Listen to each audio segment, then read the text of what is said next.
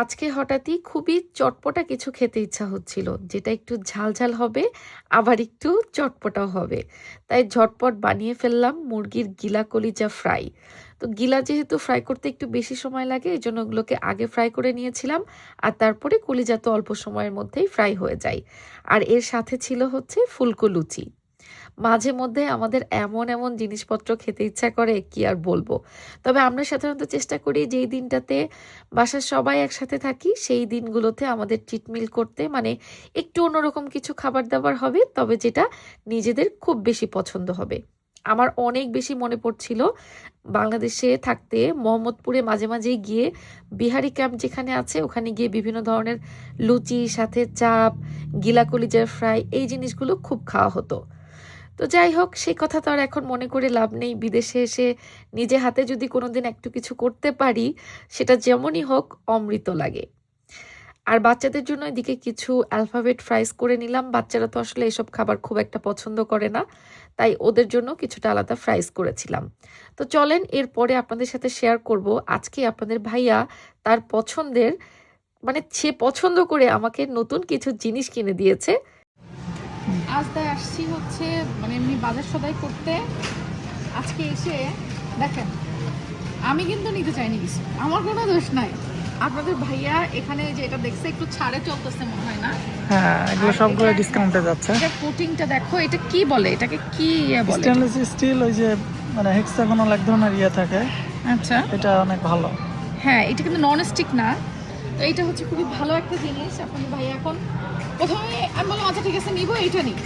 তারপর আপনাদের ভাই বলতেছে এটা নাও, এটা পরোটা শেখার জন্য। তা আমি বলছি যে ভাজি টাজি করার জন্য মনে হয় এটা নিলে ভালো হইতো, এইটার দরকার নাই। পরে বলতেছে না তিনটাই নাও।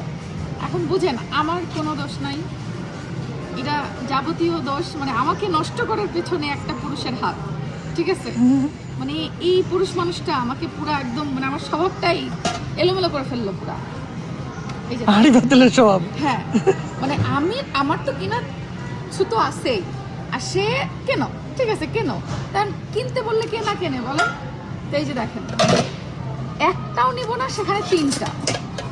আমার কোনো দোষ নাই। চলো, ওকে, থ্যাংক ইউ, ওয়েলকাম। এমন একটা স্বভাব হয়ে গেছে যে জামা কাপড় গয়নাগাটি এসব জিনিসের দিকে আমার মানে চোখ আটকায় না, আটকায় খালি থালা বাটি হাঁড়ি পাতিল। মানে কি করি বলেন তো, কি করলে আমার এই অভ্যাসটা দূর হবে? মানে চরম বিপদে আছি আমি। অথচ এইসব জিনিসের শোকেস আমার ভরা, মানে রাখার জায়গা নাই, এই জন্য না নিয়ে এখন চলে যাব। জায়গা থাকলে ঠিকই নিতাম, বুঝছো, ছেড়ে দিলাম আজকে। তার মানে তোমার আবার বলো না জায়গা লাগবে? না, জায়গা আলহামদুলিল্লাহ আল্লাহ যা দিছে যথেষ্ট দিছে। মানে জায়গা চাই না, আর জিনিসপত্র আল্লাহ আলহামদুলিল্লাহ অনেক দিছে। বাট এগুলো আসলে দেখতে ভালো লাগে, তাই একটু দেখি, মানে দেখতে তো মানা নাই, দেখি। সুন্দর। আজ তার শপিং শেষ করলাম। আজকেও আমি মহা খুশি, আমার জামাই আমারে নাই চাইতে হাঁড়ি পাতিল কিনে দিছে। থ্যাংক ইউ জামাই মশাই। তো এদিকে আমরা কেনাকাটা শেষ করে ফেললাম, এখন টুকটাক করে বাসায় যাওয়ার পালা। এটা এখানে রেখে দেখো, চলো।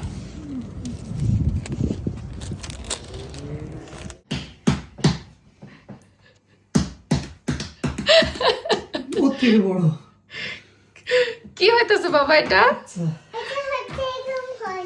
এটা কয় কেজি? 14 কেজি না, প্রায় 15 কেজি আর কি।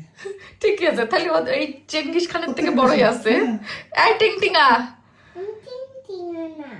তাহলে তুমি কি? তুমি একটা টিংটিঙা ফড়িং। দিলাম। যা হয়, আমাদের এই ফড়িং হচ্ছে খুব পছন্দ করে হলো ওয়াটারমেলন। তো এখন মোটামুটি ভালোই সিজন উঠছে, ওয়াটারমেলন বড় বড় পাওয়া যায়। আজকে ওর বাবা নিয়ে আসছে একটাই ফড়িং এর জন্য ওয়াটারমেলন। ফড়িং এর থেকে ওজন বেশি। Big baby? তাই তুমি খেয়ে শেষ করতে পারবা এটা? আচ্ছা ঠিক আছে। লালাসে হাহা, হ্যাঁ হাহা, দেখি দেখি দেখি।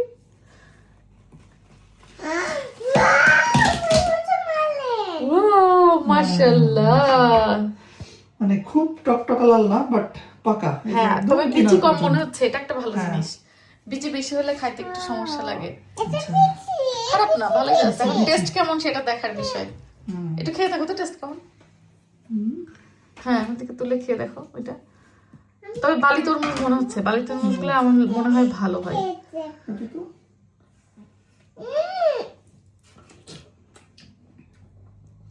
সেই মিষ্টি। তাই হুম।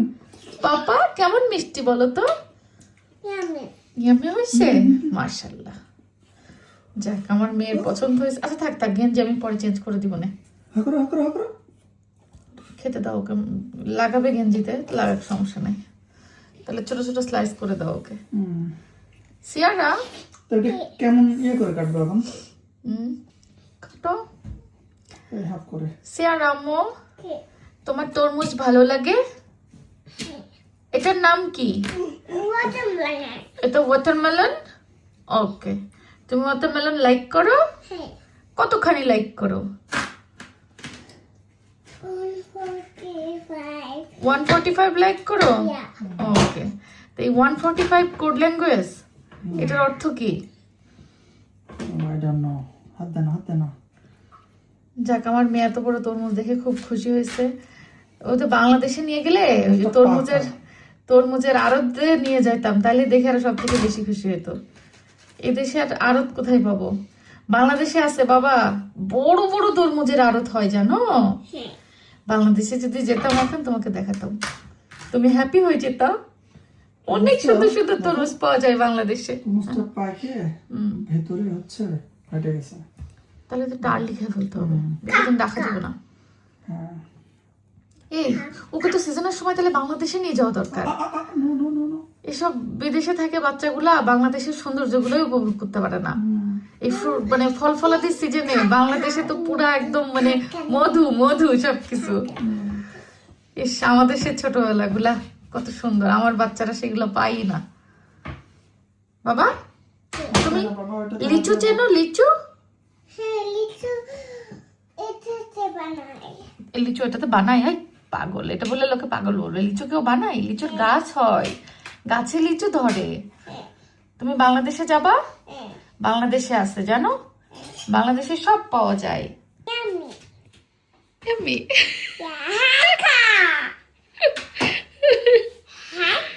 আচ্ছা হয়েছে, তুমি এবার খাও, খাও তুমি খাও।